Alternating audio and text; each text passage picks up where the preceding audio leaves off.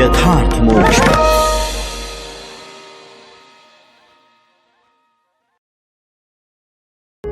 यथार्थ मोक्ष प्रस्तुत कर रहा है अतुल्य संपूर्ण महाभारत, श्री महाभारतम आश्रम वासिक पर्व, 5वां अध्याय। धृतराष्ट्र के द्वारा युधिष्ठिर को राजनीति का उपदेश।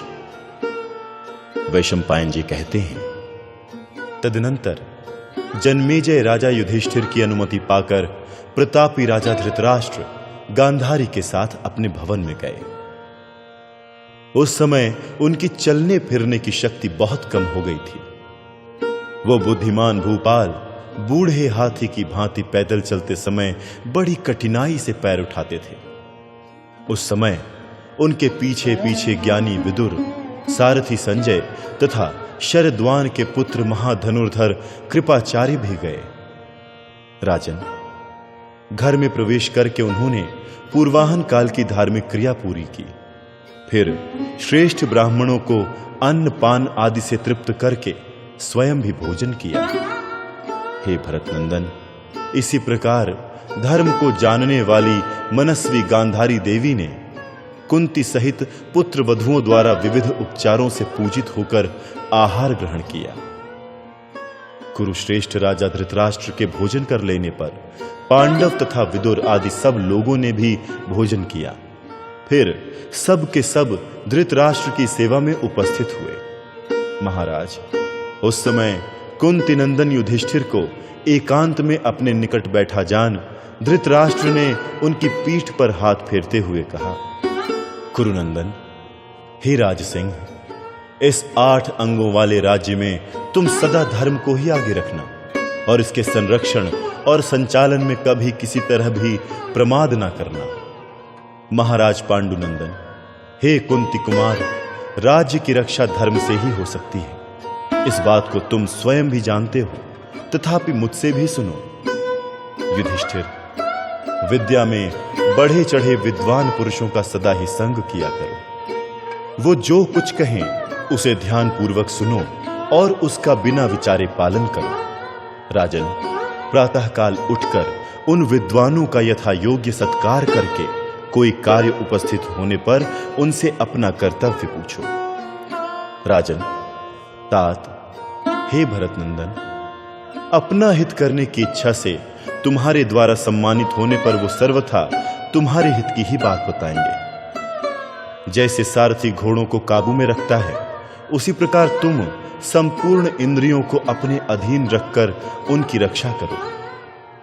ऐसा करने से वो इंद्रियां सुरक्षित धन की भांति भविष्य में तुम्हारे लिए निश्चय ही हितकर होंगी। जो जांचे बूझे हुए तथा निष्कपट भाव से काम करने वाले हों, जो पितामहों के समय से काम देखते आ रहे हों, तथा जो बाहर भीतर से शुद्ध, संयमी और जन्म एवं कर्म से भी पवित्र हों, ऐसे मंत्रियों को ही सब तरह के उत्तरदायित्वपूर्ण कार्यों में नियुक्त करना।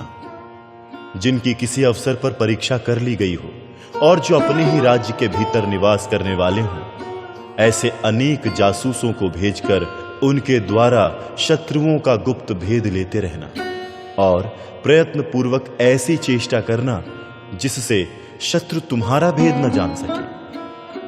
तुम्हारे नगर की रक्षा का पूर्ण प्रबंध रहना चाहिए। उसके चारों ओर की दीवारें तथा मुख्य द्वार अत्यंत सुदृढ़ होने चाहिए। बीच का सारा नगर ऊंची ऊंची अट्टालिकाओं से भरा होना चाहिए। सब दिशाओं में 6 चहार दीवारियां बननी चाहिए। नगर के सभी दरवाजे विस्तृत एवं विशाल हों। सब ओर उनकी रक्षा के लिए यंत्र लगे हों तथा उन द्वारों का विभाग सुंदर ढंग से संपन्न हो। भारत, जिस मनुष्य के कुल और शील अच्छी तरह ज्ञात हो, उसी से तुम्हें काम लेना चाहिए। भोजन आदि के अवसरों पर सदा तुम्हें आत्मरक्षा पर ध्यान देना चाहिए। आहार विहार के समय तथा माला पहनने, शैया पर सोने और आसनों पर बैठने के समय भी तुम्हें सावधानी के साथ अपनी रक्षा करनी चाहिए। युधिष्ठिर, कुलीन, शीलवान, विद्वान, विश्वास पात्र एवं वृद्ध पुरुषों की अध्यक्षता में रखकर तुम्हें अंतःपुर की स्त्रियों की रक्षा का सुंदर प्रबंध करना चाहिए। राजन, तुम उन्हीं ब्राह्मणों को अपने मंत्री बनाओ जो विद्या में प्रवीण, विनयशील, कुलीन, धर्म और अर्थ में कुशल तथा सरल स्वभाव वाले हों। उन्हीं के साथ तुम गूढ़ विषय पर विचार करो, किंतु अधिक लोगों को साथ लेकर देर तक मंत्रणा नहीं करना चाहिए। संपूर्ण मंत्रियों को अथवा उनमें से 2-1 को किसी काम के बहाने चारों ओर से घिरे हुए बंद कमरे में या खुले मैदान में ले जाकर उनके साथ किसी गूढ़ विषय पर विचार करना। जहां अधिक घास फूस या झाड़ झंखाड़ ना हो, ऐसे जंगल में भी गुप्त मंत्रणा की जा सकती है, परंतु रात्रि के समय इन स्थानों में किसी तरह गुप्त सलाह नहीं करनी चाहिए। मनुष्यों का अनुसरण करने वाले जो वानर और पक्षी आदि हैं, उन सबको तथा मूर्ख एवं पंगु मनुष्यों को भी मंत्रणा गृह में नहीं आने देना चाहिए। गुप्त मंत्रणा के दूसरों पर प्रकट हो जाने से राजाओं को जो संकट प्राप्त होते हैं, उनका किसी तरह समाधान नहीं किया जा सकता, ऐसा मेरा विश्वास है। हे शत्रुदमन नरेश, गुप्त मंत्रणा फूट जाने पर जो दोष पैदा होते हैं और न फूटने से जो लाभ होते हैं, उनको तुम मंत्रिमंडल के समक्ष बारंबार बतलाते रहना। राजन, कुरुश्रेष्ठ युधिष्ठिर, नगर और जनपद के लोगों का हृदय तुम्हारे प्रति शुद्ध है या अशुद्ध, इस बात का तुम्हें जैसे भी ज्ञान प्राप्त हो सके वैसा उपाय करना। हे नरेश्वर, न्याय करने के काम पर तुम सदा ऐसे ही पुरुषों को नियुक्त करना जो विश्वास पात्र, संतोषी और हितैषी हो, तथा गुप्तचरों के द्वारा सदा उनके कार्यों पर दृष्टि रखना। भरत नंदन युधिष्ठिर, तुम्हें ऐसा विधान बनाना चाहिए जिससे तुम्हारी नियुक्त किए हुए न्यायाधिकारी पुरुष अपराधियों के अपराध की मात्रा को भली भांति जानकर जो दंडनीय हो उसे ही उचित दंड दें। जो दूसरों से घूस लेने की रुचि रखते हो, पराई स्त्रियों से जिनका संपर्क हो, जो विशेषतः कठोर दंड देने के पक्षपाती हों, झूठा फैसला देते हों, जो कटुवादी, लोभी, दूसरों का धन हड़पने वाले, दुस्साहसी, सभा भवन और उद्यान आदि को नष्ट करने वाले तथा सभी वर्ण के लोगों को कलंकित करने वाले हों, उन न्यायाधिकारियों को देश काल का ध्यान रखते हुए सुवर्ण दंड अथवा प्राण दंड के द्वारा दंडित करना चाहिए। प्रातः काल उठकर पहले तुम्हें उन लोगों से मिलना चाहिए जो तुम्हारे खर्च बर्च के काम पर नियुक्त हो। उसके बाद आभूषण पहनने या भोजन करने के काम पर ध्यान देना चाहिए। तत्पश्चात सैनिकों का हर्ष और उत्साह बढ़ाते हुए उनसे मिलना चाहिए। दूतों और जासूसों से मिलने के लिए तुम्हारे लिए सर्वोत्तम समय संध्या काल है। पहर भर रात बाकी रहते ही उठकर अगले दिन के कार्यक्रम का निश्चय कर लेना चाहिए। आधी रात और दोपहर के समय तुम्हें स्वयं घूम फिरकर प्रजा की अवस्था का निरीक्षण करना उचित है। प्रचुर दक्षिणा देने वाले भरत श्रेष्ठ, काम करने के लिए सभी समय उपयोगी हैं तथा तुम्हें समय समय पर सुंदर वस्त्राभूषणों से अलंकृत रहना चाहिए। हे तात, चक्र की भांति सदा कार्यों का क्रम चलता रहता है, यह देखने में आता है। महाराज, नाना प्रकार के कोष का संग्रह करने के लिए तुम्हें सदा न्यायानुकूल प्रयत्न करना चाहिए। इसके विपरीत अन्यायपूर्ण प्रयत्न को त्याग देना चाहिए। नरेश्वर, जो राजाओं के छिद्र देखा करते हैं, ऐसे राज विद्रोही शत्रुओं का गुप्तचरों द्वारा पता लगाकर विश्वसनीय पुरुषों द्वारा उन्हें दूर से ही मरवा डालना चाहिए। कुरुश्रेष्ठ, पहले काम देखकर सेवकों को नियुक्त करना चाहिए और अपने आश्रित मनुष्य योग्य हों या अयोग्य, उनसे काम अवश्य लेना चाहिए। तात, तुम्हारे सेनापति को दृढ़ प्रतिज्ञ, शूरवीर, क्लेश सह सकने वाला, हितैषी, पुरुषार्थी और स्वामी भक्त होना चाहिए। पांडुनंदन, तुम्हारे राज्य के अंदर रहने वाले जो कारीगर और शिल्पी तुम्हारा काम करें, तुम्हें उनके भरण पोषण का प्रबंध अवश्य करना चाहिए। जैसे गधों और बैलों से काम लेने वाले लोग उन्हें खाने को देते हैं। युधिष्ठिर, तुम्हें सदा ही स्वजनों और शत्रुओं के छिद्रों पर दृष्टि रखनी चाहिए। जनेश्वर, अपने देश में उत्पन्न होने वाले पुरुषों में से जो लोग अपने कार्य में विशेष कुशल और हितैषी हों, उन्हें उनके योग्य आजीविका देकर अनुग्रह पूर्वक अपनाना चाहिए। विद्वान राजा को उचित है कि वो गुणार्थी मनुष्य के गुण बढ़ाने का प्रयत्न करता रहे। उनके संबंध में तुम्हें कोई विचार नहीं करना चाहिए। ये तुम्हारे लिए सदा पर्वत के समान अविचल सहायक सिद्ध होंगे। इस प्रकार श्री महाभारत आश्रम वासिक पर्व के अंतर्गत आश्रमवास पर्व में धृतराष्ट्र का उपदेश विषयक 5वां अध्याय पूरा हुआ। 6वां अध्याय, धृतराष्ट्र द्वारा राजनीति का उपदेश। धृतराष्ट्र ने कहा, भरत नंदन, तुम्हें शत्रुओं के, अपने उदासीन राजाओं के तथा मध्यस्थ पुरुषों के मंडलों का ज्ञान रखना चाहिए। शत्रुसूदन, तुम्हें 4 प्रकार के शत्रुओं के और 6 प्रकार के आतताइयों के भेदों को एवं मित्र और शत्रु के मित्र को भी पहचानना चाहिए। हे कुरुश्रेष्ठ, अमात्य, जनपद, नाना प्रकार के दुर्ग और सेना, इन पर शत्रुओं का यथेष्ट लक्ष्य रहता है, अतः इनकी रक्षा के लिए सदा सावधान रहना चाहिए। प्रभु, हे कुंती नंदन, इस प्रकार 12 प्रकार के मनुष्य राजाओं के ही मुख्य विषय हैं। मंत्री के अधीन रहने वाले कृषि आदि 60 गुण और पहले बताए गए 12 प्रकार के मनुष्य, इन सब को नीतिज्ञ आचार्यों ने मंडल नाम दिया है। युधिष्ठिर, तुम इस मंडल को अच्छी तरह जानो, क्योंकि राज्य की रक्षा के लिए संधि, विग्रह आदि 6 उपायों का उचित उपभोग इन्हीं के अधीन है।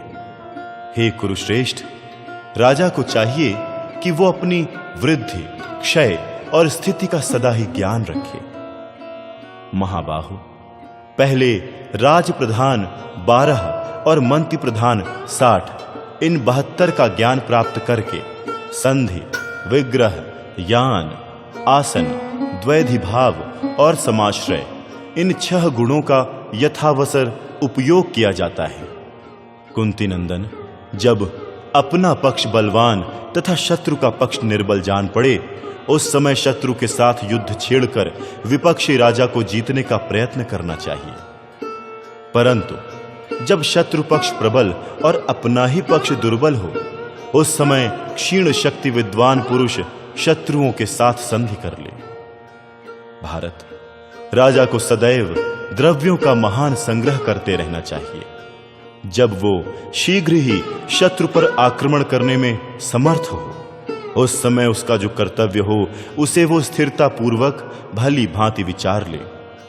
भारत, यदि अपनी विपरीत अवस्था हो तो शत्रु को कम उपजाऊ भूमि, थोड़ा सा सोना और अधिक मात्रा में जस्ता, पीतल आदि धातु तथा दुर्बल मित्र एवं सेना देकर उसके साथ संधि करें। यदि शत्रु की विपरीत दशा हो और वो संधि के लिए प्रार्थना करे तो संधि विशारद पुरुष उससे उपजाऊ भूमि, सोना, चांदी आदि धातु लेकर तथा बलवान मित्र एवं सेना लेकर उसके साथ संधि करे। अथवा भरत श्रेष्ठ, प्रतिद्वंदी राजा के राजकुमार को ही अपने यहां जमानत के तौर पर रखने की चेष्टा करनी चाहिए। इसके विपरीत बर्ताव करना अच्छा नहीं है। बेटा, यदि कोई आपत्ति आ जाए तो उचित उपाय और मंत्रणा के ज्ञाता तुम जैसे राजा को उससे छूटने का प्रयत्न करना चाहिए। राजेंद्र, प्रजाजनों के भीतर जो दीन दरिद्र मनुष्य हों, उनका भी राजा आदर करे। महाबली राजा अपने शत्रु के विपरीत क्रमशः अथवा एक साथ सारा उद्योग आरंभ कर दे। वो उसे पीड़ा दे, उसकी गति अवरुद्ध करे और उसका खजाना नष्ट कर दे। अपने राज्य की रक्षा करने वाले राजा को यत्न पूर्वक शत्रुओं के साथ इस तरह का बर्ताव करना चाहिए। परंतु अपनी वृद्धि चाहने वाले नरेश को शरण में आए हुए सामंत का वध कदापि नहीं करना चाहिए। हे कुंती कुमार, जो समूची पृथ्वी पर विजय पाना चाहता है वो तो कदापि उसकी हिंसा ना करे। तुम अपने मंत्रियों सहित सदा शत्रुगणों में फूट डालने की इच्छा रखना। अच्छे पुरुषों से मेल जोल बढ़ाएं और दुष्टों को कैद करके उन्हें दंड दें। महाबली नरेश को दुर्बल शत्रु के पीछे सदा नहीं पड़े रहना चाहिए। राजसिंह, तुम्हें बेत की सी वृत्ति का आश्रय लेकर रहना चाहिए। यदि किसी दुर्बल राजा पर बलवान राजा आक्रमण करे तो क्रमशः साम आदि उपायों द्वारा उस बलवान राजा को लौटाने का प्रयत्न करना चाहिए। यदि अपने में युद्ध की शक्ति ना हो तो मंत्रियों के साथ उस आक्रमणकारी राजा की शरण में जाएं तथा कोश, पूर्ववासी मनुष्य, दंड शक्ति एवं अन्य जो प्रिय कार्य हों उन सब को अर्पित करके उस प्रतिद्वंदी को लौटाने की चेष्टा करें। यदि किसी भी उपाय से संधि न हो तो मुख्य साधन को लेकर विपक्ष पर युद्ध के लिए टूट पड़े। इस क्रम से शरीर चला जाए तो भी वीर पुरुष की मुक्ति ही होती है। केवल शरीर दे देना ही उसका मुख्य साधन नहीं है। इस प्रकार श्री महाभारत आश्रमवासिक पर्व के अंतर्गत आश्रमवास पर्व में धृतराष्ट्र का उपदेश विषयक 6वां अध्याय पूरा हुआ। 7वां अध्याय। युधिष्ठिर को धृतराष्ट्र के द्वारा राजनीति का आदेश। धृतराष्ट्र ने कहा, नृपश्रेष्ठ युधिष्ठिर, तुम्हें संधि और विग्रह पर भी दृष्टि रखनी चाहिए। शत्रु प्रबल हो तो उसके साथ संधि करना और दुर्बल हो तो उसके साथ युद्ध छेड़ना, ये संधि और विग्रह के दो आधार हैं। इनके प्रयोग के उपाय भी नाना प्रकार के हैं और इनके प्रकार भी बहुत हैं। कुरुनंदन, अपनी द्विविध अवस्था बलाबल का अच्छी तरह विचार करके शत्रु से युद्ध या मेल करना उचित है। यदि शत्रु मनस्वी है और उसके सैनिक हृष्ट-पुष्ट एवं संतुष्ट हैं तो उस पर सहसा धावा न करके उसे परास्त करने का कोई दूसरा उपाय सोचें। आक्रमण काल में शत्रु की स्थिति विपरीत रहनी चाहिए, अर्थात उसके सैनिक हृष्ट-पुष्ट एवं संतुष्ट नहीं होने चाहिए। राजेंद्र, यदि शत्रु से अपना मान मर्दन होने की संभावना हो तो वहां से भागकर किसी दूसरे मित्र राजा की शरण लेनी चाहिए। वहां वो प्रयत्न करना चाहिए कि शत्रुओं पर कोई संकट आ जाए या उनमें फूट पड़ जाए, ये क्षीण और भयभीत हो जाएं तथा युद्ध में उनकी सेना नष्ट हो जाए। शत्रु पर चढ़ाई करने वाले शास्त्र विशारद राजा को अपनी और शत्रु की त्रिविध शक्तियों पर भली भांति विचार कर लेना चाहिए। भारत, जो राजा उत्साह, शक्ति, प्रभु शक्ति और मंत्र शक्ति में शत्रु की अपेक्षा बढ़ा चढ़ा हो उसे ही आक्रमण करना चाहिए। यदि इसके विपरीत अवस्था हो तो आक्रमण का विचार त्याग देना चाहिए। प्रभु, राजा को अपने पास सैनिक बल, धन बल, मित्र बल, अरण्य बल, भृत्य बल और श्रेणी बल का संग्रह करना चाहिए। राजन, इनमें मित्र बल और धन बल सबसे बढ़कर हैं। श्रेणी बल और भृत्य बल ये दोनों समान ही हैं, ऐसा मेरा विश्वास है। हे नरेश्वर, चार बल भी परस्पर समान ही हैं। राजा को समय आने पर अधिक अवसरों पर इस तत्व को समझे रहना चाहिए।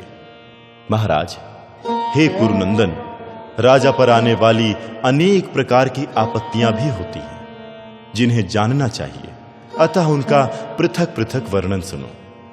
राजन, पांडुनंदन, उन आपत्तियों के अनेक प्रकार के विकल्प हैं।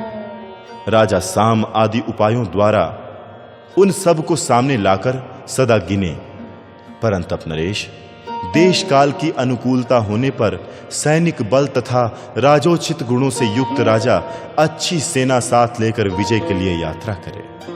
पांडुनंदन, अपने अभ्युदय के लिए तत्पर रहने वाला राजा यदि दुर्बल ना हो और उसकी सेना हृष्ट-पुष्ट हो तो वो युद्ध के अनुकूल मौसम न होने पर भी शत्रु पर चढ़ाई करते।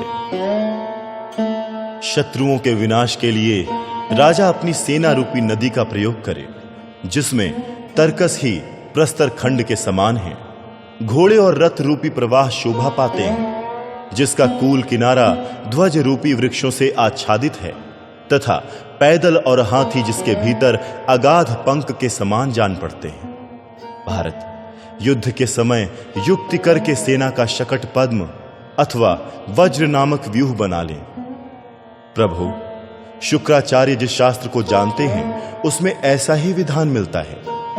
गुप्तचरों द्वारा शत्रु सेना की पड़ताल करके अपनी सैनिक शक्ति का भी निरीक्षण करें, फिर अपनी या शत्रु की भूमि पर युद्ध आरंभ करें।